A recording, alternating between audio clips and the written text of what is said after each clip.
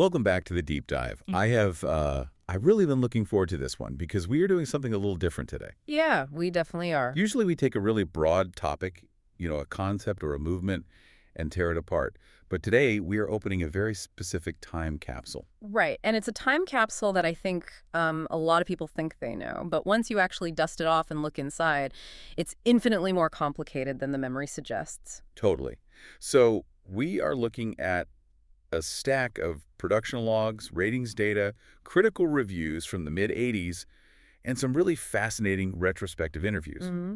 We are zeroing in on Cheers, but not just the show in general. We're looking specifically at Season 3. Which is the run from 1984 to 1985. Exactly. And looking at this material you've pulled, this feels like the season where the show is walking a tightrope without a net. That is the perfect way to describe it. If you ask a casual fan about Cheers, they just remember the cozy bar, right? People yelling Norm. The jokes. The basic comfort TV stuff. Right. But Season 3 is where the show almost broke. Wow. It's the defining moment where the show's long-term DNA was actually written, but it was written in the middle of an absolute hurricane. It's wild because on paper, a sitcom season is just, 20-something episodes of jokes. Right. But the stakes here were massive. You've got the arrival of a character who's never supposed to be there, Dr. Frasier Crane. Yes. And you have the departure of a character who was arguably the soul of the show, Nicholas Colasanto's coach. It's the highest of highs and the lowest of lows happening simultaneously. You have the birth of a franchise-defining character and the tragic death of a beloved actor. Right. And somehow in the middle of all that, they had to be funny every Thursday night. And we aren't just talking about emotional stakes either. We're talking logistical nightmares. I was reading through the notes on the production schedule and dual pregnancies. Dual pregnancies among the female leads, yes, it was a production manager's worst nightmare. So the mission for this deep dive is pretty clear. We want to figure out how a sitcom survives that kind of chaos. Exactly. How do you balance on-screen comedy with off-screen tragedy? And how did this specific season solidify Cheers as part of the best night of television on television? And to understand that, we can't just look at the jokes. We have to look at the pain underneath them. Okay, let's unpack this. But before we get into the heavy stuff, we need to set the scene. Let's do it. It's September 1984. Shoulder pads are huge. Synthesizers are everywhere. What is the TV landscape actually looking like for NBC? Well, context is everything here. Today, we think of NBC in the 80s as this unstoppable juggernaut. Sure. But in early 1984, they were struggling. Honestly, they were desperate. For the preceding 2 years, they had been trying to build a Thursday night lineup that didn't just instantly collapse. I remember seeing old promos for NBC where they were practically begging people to tune in. They were. They had this branding, the best night of television on television. Right. Which, let's be honest, is a very defensive slogan. It sounds like something you say when you're trying to convince yourself. Like, no, really, it's good. Trust us. Exactly. And initially, the lineup was a mess of critical darlings that nobody watched. Ah. You had Cheers and Hill Street Blues, which the critics absolutely adored, but the ratings were soft. Cheers had actually survived cancellation by the skin of its teeth in Season 1. Wow, I didn't realize it was that close. Oh, yeah. Season 2 is better. They got some Emmys, but they weren't a dynasty yet. They were still extremely vulnerable. So entering Season 3, they aren't the kings of comedy yet. Not even close. They were the scrappy underdogs. Yeah. But then the fall of 1984 hits, and the stars just align. You look at this lineup, and it is staggering. Okay, lay it out for me. 8:00 p.m. is the premiere of The Cosby Show. Which became an instant monster hit. Absolute monster. Then Family Ties moves to 8:30. Then Cheers at 9:00, Night Court at 9:30, and Hill Street Blues at 10:00. That is, looking at that list, that's Murderer's Row. Every single one of those shows is a Hall of Famer. It's arguably the greatest single night of programming in broadcast history.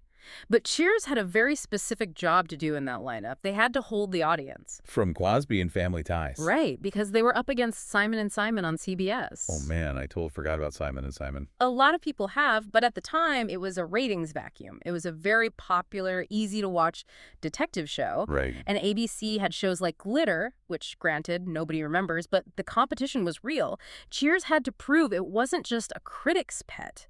It had to prove it could dominate the 9:00 p.m. slot. So the pressure is really on. They need to lock down the audience.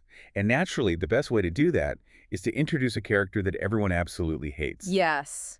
Let's talk about the Frasier Crane experiment. This is my favorite part of the Cheers history because it just defies all logic. I was reading the background notes on this, and it seems like the creators, Glenn and Les Charles, never intended for Frasier to be a permanent fixture at all. Not at all. He was just a utility player. You have to remember where we left off in season 2. Sam and Diane. Right. Sam and Diane had the breakup to end all breakups. It was ugly. Diane goes off to a sanitarium or a rest home to recover. So for season 3, the writers had a mechanical problem. They needed a device to keep Sam and Diane apart. The classic Ralph Bellamy role, the guy who was just there to lose the girl. Precisely. They needed an obstacle, but they didn't just need a jerk. They needed an intellectual ideal for Diane, someone who matches her on paper. Exactly. Someone who checked all her boxes but had absolutely zero chance of actually winning the audience over. Right. The plan was simple. He comes in, he creates friction for a few episodes. Sam gets jealous, Diane dumps him, and we go back to the status quo. So he's basically a plot device wearing a cardigan. A plot device with a Harvard degree. But here's the what if that always blows my mind. Do you know who they originally wanted for this role? I saw the name in the notes and I couldn't believe it. They wanted John Lithgow. They wrote the role with John Lithgow in their heads. That would have been terrifying. It would have been incredibly intense. Lithgow is brilliant, but he has this imposing, slightly manic energy. Oh, yeah. Think about him in Third Rock from the Sun, or even Dexter later on. If he had been Frasier, the character might have been more of a distinct villain or just too weird to integrate into the bar. Why did he turn it down? He was a movie star. In 1984, doing TV was still seen as a huge step down for a serious film actor. He was doing Terms of Endearment, Footloose. He didn't want to be tied down to a sitcom guest arc. So they scramble. They were looking for their Frasier, and they find Kelsey Grammer. Yes. But looking at the notes here, Grammer didn't exactly walk out of the audition thinking he nailed it. No, he thought he bombed. He felt he was way too stiff. But that stiffness was exactly what the producers, particularly James Burrows, were looking for. Really? Yeah, they saw sparks. Specifically, they saw the contrast. The contrast with Ted Danson. Right.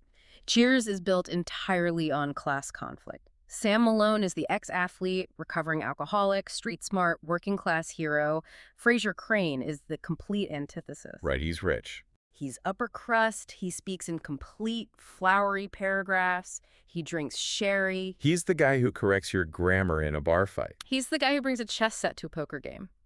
But the magic, and this is why Grammer got the part, was that he didn't play Frasier as a villain. He played him with this pompous fragility. Pompous fragility. I really like that. Watch his early scenes. He enters the bar like he owns it, but the second Sam Malone looks at him, you can see the insecurity ripple across Kelsey Grammer's face. That's such a subtle acting choice. It is. He knew that for Frasier to work, he had to be fundamentally intimidated by Sam. If the actor playing Frasier had been too strong, Sam would have just looked like a bully. Oh, that makes total sense. But because Grammer played him as a bit of a delicate flower, Sam's aggression just made Sam look jealous. It perfectly balanced the power dynamic. But even though the producers saw this magic, the audience hated him. I mean, really hated him. Oh, it was visceral. You have to understand the mindset of the 1984 TV viewer. They didn't have Twitter to vent, so they wrote actual letters. And the sentiment was unanimous. Get this guy away from Diane. There is a story in the source material, and I don't know if I can say this on air, but we are a deep dive, so we're going for it. A fan approached Kelsey Grammer on the street. I know exactly the one you mean. And asks him, "Are you that Pindick that plays Frasier?" It's brutal. Yeah. But it shows how effective the writing was. He was designed to be the creepy boyfriend, the interloper. Yeah. Gail Schister, a very prominent critic at the time, actually used that exact phrase, creepy boyfriend. Wow. Another reviewer complained about having a shrink annoying the decent drinking folk. He was viewed as a total buzzkill. So this is the puzzle. You have an actor who is doing a great job, but the character is universally loathed by the fans. How do you pivot? How do you go from Pindick to one of those beloved characters in TV history? The writers did something very smart. They realized that as long as Frasier was just Diane's boyfriend, the audience would hate him because he's fundamentally in the way of Sam. So they had to separate him from Diane and attach him to the bar. They had to make him one of the boys. They had to haze him. Exactly. And we see that perfectly in the episode, The Heart is a Lonely Snipe Hunter. I rewatched parts of this one for the deep dive. It's actually kind of dark. It really is. The guys, Sam, Norm, Cliff, they invite Frasier on a hunting trip. Diane is thrilled because she thinks they are finally accepting him. But it's a trap. It's a complete setup. They take him out to the woods and just abandon him. They leave him there holding a sack, waiting for a snipe, which doesn't exist. Classic schoolyard bullying. It is. And in a lesser show, Frasier would have come back crying, or he would have sued them, or Diane would have scolded everyone, and that would be the end of it. Right, a very special episode kind of ending. Exactly. But Cheers did something different. Frasier manages to get back to the bar. He's disheveled, he's furious. But instead of crying, he plots revenge. He earns their respect by being just as petty as they are. He proves he can play the game. He pranks them back. And in that moment, the audience shifted. They realized, oh, this guy isn't just a snob. He's a petty snob. He fits in perfectly with these losers. That's brilliant. That episode completely saved the character. It's amazing to think about the sliding doors here. If John Lithgow takes the role, we probably get 4 episodes of a weird arc and he's gone. Right. If the writers don't pivot to include Frasier and the guys group, he's gone. And if he's gone, there is no Frasier spin-off in the 90s. No Niles, no Martin. 11 years of future television history just evaporates. It really is a massive butterfly effect moment. So they are wrestling with the Frasier problem. Mm-hmm. But simultaneously, the producers get hit with a biological curveball that you just cannot write your way out of easily. The Battle of the Bulge, as the crew called it. Late August 1984. Production is just getting rolling for the season. And they get the news. Rhea Perlman, who plays Carla, is pregnant.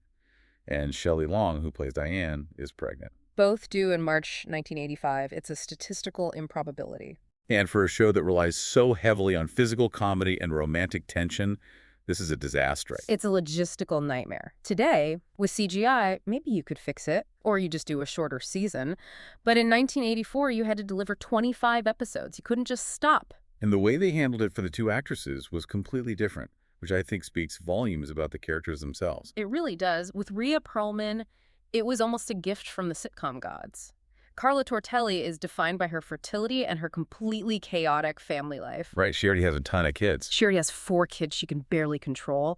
So the writers just leaned right into it. They wrote the pregnancy into the show. But they didn't take the easy route of making it her ex-husband, Nick's baby. No, and that's key. If it was Nick's baby, it would have been a reunion story. Instead, they make it the child of a guy named Ludlow. Oh yeah, Ludlow. This nerdy, intellectual guy she had a brief fling with.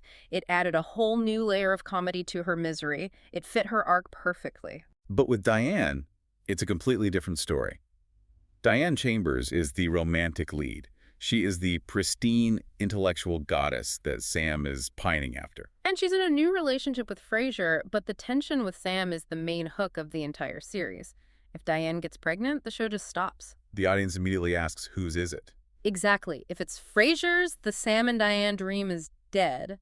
If it's Sam's, it becomes a soap opera about custody. It completely ruins the comedy. So they chose the hide strategy. The hide strategy. And this is where the production team really earned their paychecks. If you watch season 3 closely, especially the second half, just watch where Shelley Long is standing. She is basically a floating head for half the season. She is. She is always behind the bar, which Diane rarely did before because she was a terrible waitress.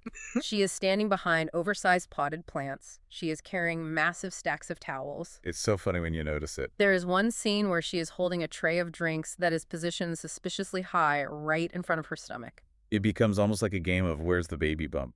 The cinematographers had to light her specifically, so shadows would fall across her midsection. It was a constant, exhausting dance. And there is one detail that shows just how much planning went into this. What's that? The season finale involves a trip to Europe. Italy. Yes. They knew by the time they needed to film the finale in the spring, Shelley Long would be ready to pop. She wouldn't be able to travel, and hiding the pregnancy would be completely impossible in location shots. Correct. So they filmed the finale scenes, the scenes of her and Frasier leaving, months in advance. They shot the end of the season at the very beginning of the production block just to beat the biology. That is incredible foresight. It really shows that being a showrunner isn't just about being funny, it's about being a general. It is a military operation, but even the best generals can't plan for absolutely everything. And this brings us to the part of the deep dive that really changes the tone of the entire season. Yeah. We have to talk about Nicholas Colasanto, Coach. Coach, the absolute heart of the bar. The guy who played the dumb character but had the most emotional intelligence of anyone in the room. I think for modern audiences, if they haven't seen the early seasons, they associate the dumb bartender role purely with Woody Harrelson. Right. But Coach was the original. And he was different. He wasn't just goofy. He was sweet in a very specific, grounded way. He was the father figure. Yeah. Sam was the cool older brother, but Coach was the dad. And Nicholas Colasanto, the man, was beloved by that cast. Right. But he was very sick. He had been battling heart disease since the mid-70s. He was a recovering alcoholic, which frankly adds a deep layer of poignancy to him playing a bartender for his final years. And looking at the timeline of season 3, his health wasn't just a background issue anymore. It was deteriorating rapidly on set. It was highly visible. If you look at the episodes from late 1984, he has lost a significant amount of weight. Ted Danson later mentioned in interviews that Colasanto was having a lot of trouble remembering his lines. Wow. He would write them on the scenery, on the bar slats, anywhere he could. That's heartbreaking. He was just trying to hold on. He wanted to work. Being there with that family kept him going. But shortly after Christmas, 1984, he was hospitalized with water in his lungs. His doctor basically said, "You cannot go back to work." So his last full episode was actually filmed in November 1984. Cheerio, cheers. That's the last time he walked onto that set. He died on February 12, 1985. Now here is the ethical and creative dilemma for the creators.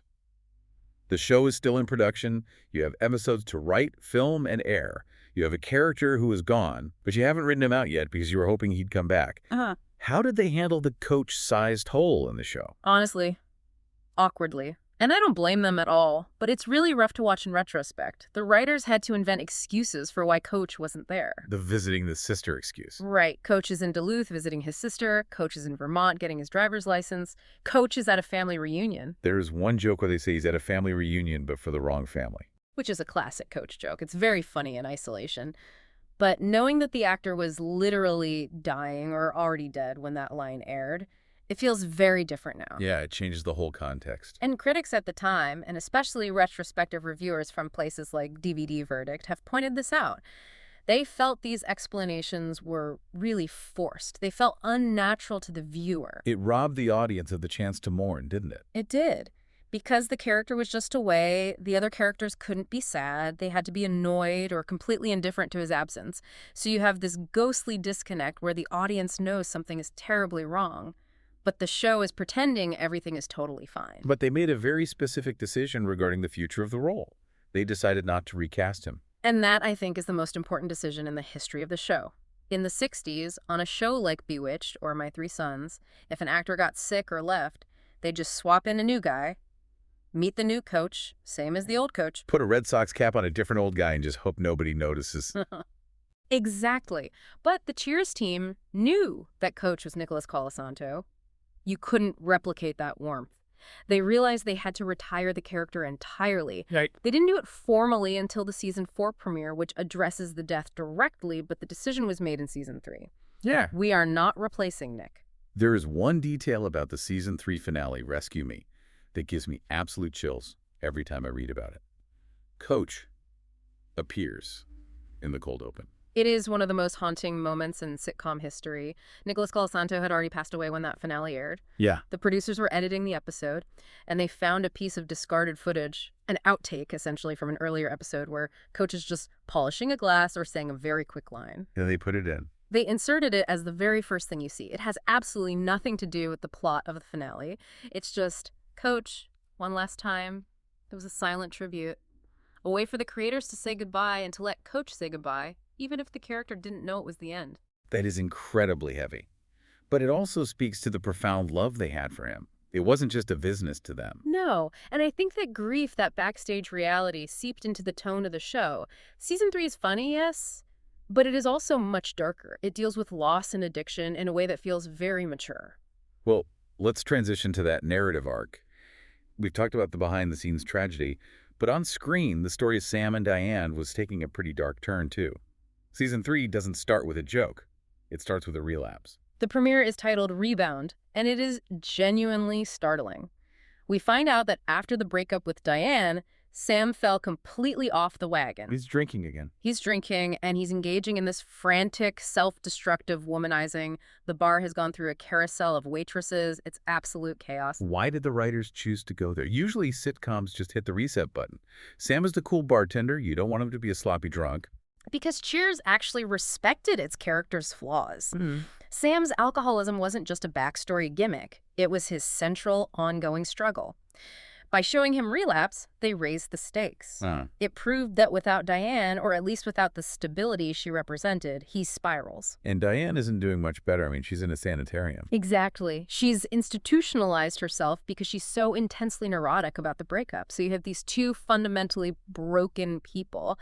And this is where Coach, again, the heart of the show, plays such a pivotal role in the premiere. Right. He goes to Diane and tells her, you have to come back. Sam is drinking. But didn't he tell Sam something completely different? He tells Sam, you have to hire her back. She's losing her mind. He lies to both of them. It's the wisdom of the fool. He manipulates them into saving each other. It establishes the theme of the entire season, which is codependency.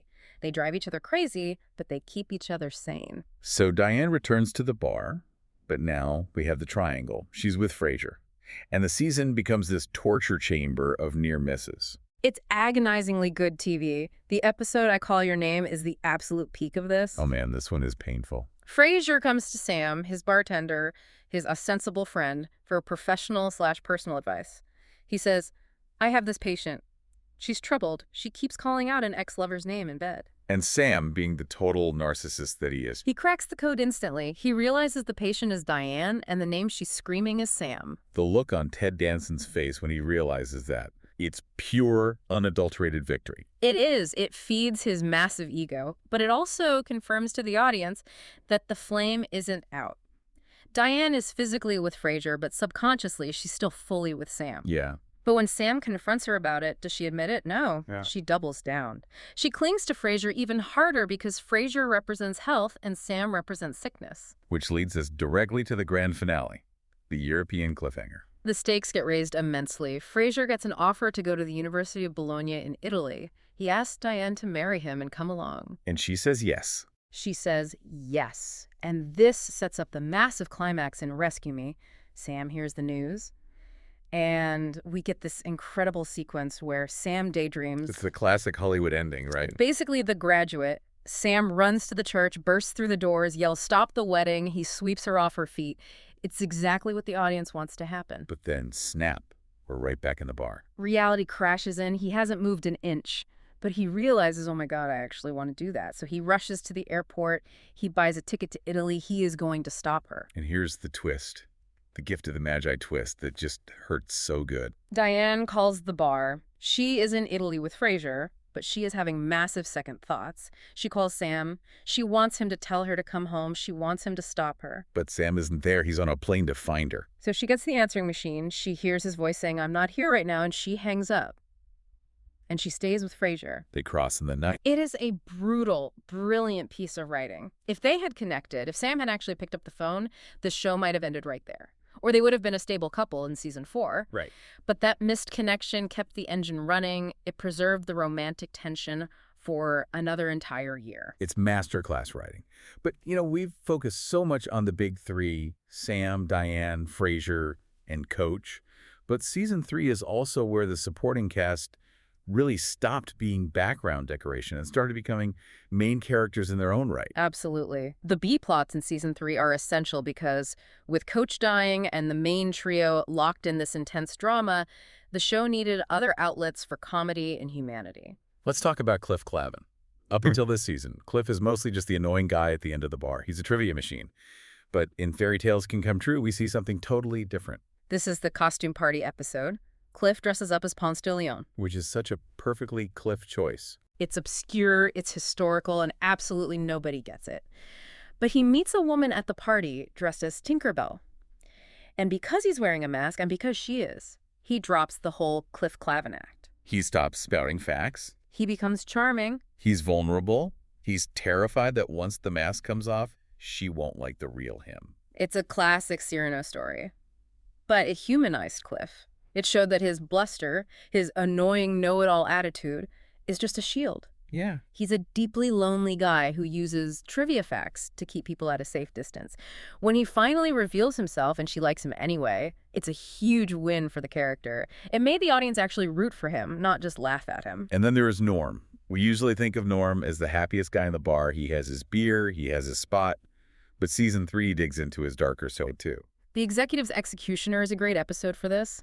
Norm gets a promotion at his accounting firm, but the promotion is to be the corporate hatchet man. He has to fire people. Right, and the joke is that he's so genuinely nice, people end up thanking him for firing them. He kills them with kindness. But the guilt eats him alive. It explores the soul-crushing nature of corporate life. Cheers was always very good at satirizing the white-collar world that Norm and Cliff were desperately trying to survive in. And that connects to the episode Peterson Crusoe. Yes. This one feels almost prophetic, given the atmosphere on set. Norm gets a chest x-ray, and they find a spot. He thinks he's dying. The mortality theme again? Exactly. The fear of death makes him decide to ditch his entire life and go to Bora Bora. He's going to live like an islander. Screw the accounting firm, screw the beer, I'm going to actually live. But he doesn't make it to the airport. He makes it to the bar's back office. He hides there with his suitcase. That is such a profound summary of the show. He wants to escape, but the bar is the absolute only place he feels safe. It reinforces the central thesis of Cheers. It's a sanctuary for people who can't handle the outside world. Whether you are a pompous psychiatrist, a neurotic waitress, or a scared accountant, you go to the place where everybody knows your name because the real world is just too scary. We also get a very significant introduction in the episode, Diane Meets Mom. Ah, yes. The mother-in-law from hell, Hester Crane. Played by Nancy Marchand, who most people probably know as Livia Soprano from The Sopranos. And if you watch this episode, you see the direct seeds of Livia Soprano. She is absolutely terrifying. She comes to town, meets Diane, and instantly decides she is not good enough for Frasier. She threatens to kill Diane. She literally pulls a gun. It's startlingly aggressive for a sitcom, but it explains so much about Frasier's psyche. Why is he so anxious? Why is he so desperate for approval? Because he was raised by that woman. It's interesting. The notes mention that Hester Crane appears in the spin-off Frasier, but she's played by Rita Wilson in flashbacks and is much softer. Frasier, the show, retconned her a bit to make her more sympathetic, treating her as a scientist, a visionary.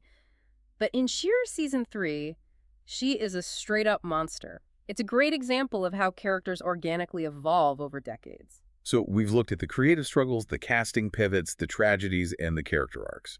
But ultimately, television is a business. Did all of this work? Did the best night of television actually deliver the numbers? It delivered in a way that changed the entire industry. Cheers finished the season tied for number 12 in the Nielsen ratings. They had an average rating of about 19.7. For you listening at home, a 19.7 rating is astronomical. Today, a massive hit show gets a 2.0 or a 3.0. A 19.7 means almost 20% of all television households in the country were tuned in. It's basically Super Bowl numbers by modern standards. And it completely anchored NBC. It destroyed the competition. Cosby, Family Ties, Cheers, Night Court. NBC essentially owned Thursday nights for the next 2 decades directly because of the foundation built in this specific season. And the industry rewarded them. The awards started piling up. Shelley Long won the Golden Globe for Best Actress. Rhea Perlman won the Emmy for Supporting Actress. The sound crew won an Emmy for the executive's executioner. The writing was heavily recognized. But there is one award that I think matters the most. The award for Coach. Yes. An organization called Viewers for Quality Television, which was a very influential fan group at the time, gave a posthumous Best Supporting Actor award to Nicholas Colasanto. That gets me. It was a beautiful recognition that even though he didn't finish the season, his spirit defined it. He was the MVP. So let's zoom out. We've spent this time dissecting this incredible year. What is the big takeaway? Why does Season 3 of Cheers actually matter? I think Season 3 proves that a sitcom can be more than just a joke delivery system. This season proved that Cheers was incredibly resilient. Losing a core cast member like Coach could have killed a lesser show. Introducing a universally hated character like Frasier could have killed a lesser show. But instead of folding, they leaned into it. They pivoted, they evolved, they allowed the show to grow up. It became a show about a dysfunctional family dealing with real things, addiction, death, class, rejection, but finding a way to laugh about it. It's the season where Cheers truly became Cheers. Exactly. And just think about the what-ifs. If John Lithgow had said, yes, we don't get the Frasier we know.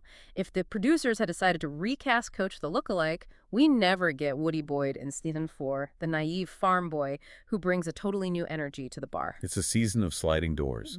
Every disaster turned into an opportunity. And that is the true definition of creativity. It's not about having a perfect plan. It's about what you do when the plan blows up in your face, when your actress gets pregnant, when your actor gets sick, when your audience hates your new character. Cheers took all those blows and turned them into gold. So here's a provocative thought to leave you with. We live in the era of the sadcom. Shows like The Bear or Succession or Fleabag that mix intense drama with comedy. We think we invented that tone. We definitely think we're the first generation to be sophisticated about genre blending. But look at Cheers, Season 3 in 1985. You have a main character relapsing into serious alcoholism. You have a beloved father figure dying. You have intense psychological games, class warfare, and heartbreak. And it was all done with a laugh track on a soundstage in front of a live audience. It makes you wonder, maybe we haven't evolved past the multi-camera sitcom at all. Maybe we just forgot how good it can be when it's brave enough to break your heart. That is a great place to leave it. Thank you for taking this deep dive with us.